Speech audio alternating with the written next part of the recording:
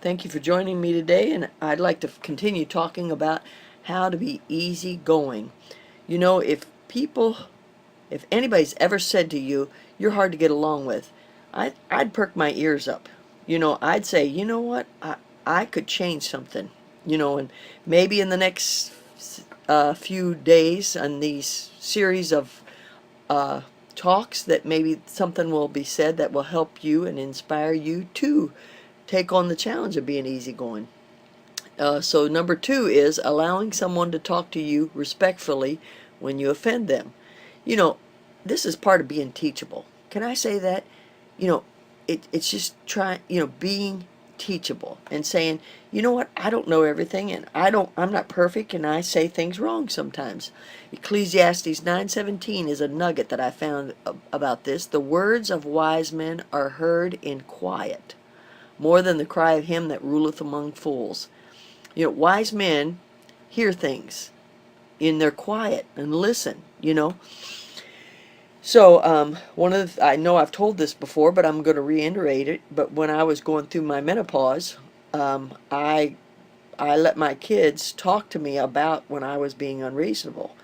Now, I taught them how to do it so that they were not offensive to me and they weren't mean, and they still were respectful. But I remember one of the things that I taught my kids to say to me is, Mommy, I really want to please you. And whenever they'd say that, that was my clue that I was being, very hard to get along with. And we made up that together, and it helped me to be careful. And then I could talk to them and say, I'm sorry, or else I'd say, well, if you would do such and such, that would really make me feel like you want, you want to be please me. But you could talk all these things out. Sometimes you teach them, I know you didn't mean to come across this way, but Mom, when you said that, it made me feel like you were doing such and such.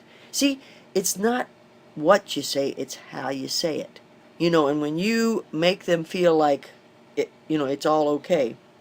One of the things that I met with Dr. Wendell Evans for about, probably 3 hours the other day, and I just drilled him with questions about relationships because I miss Mrs. Evans, and her and Dr. Evans, they're just different. They have different thinking. They don't, they just accept life, and I just admire them.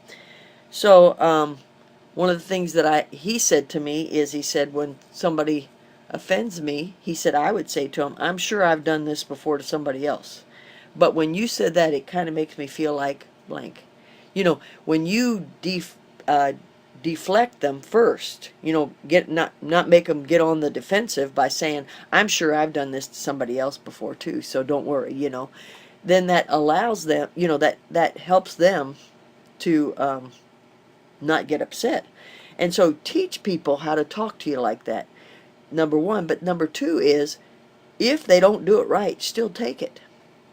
Take it, be wise, and hear what, and be quiet, because that you will be a better person for learning how to control and knowing what you say and do that offends other people. That's what being easygoing is all about, is you caring about being right with other people.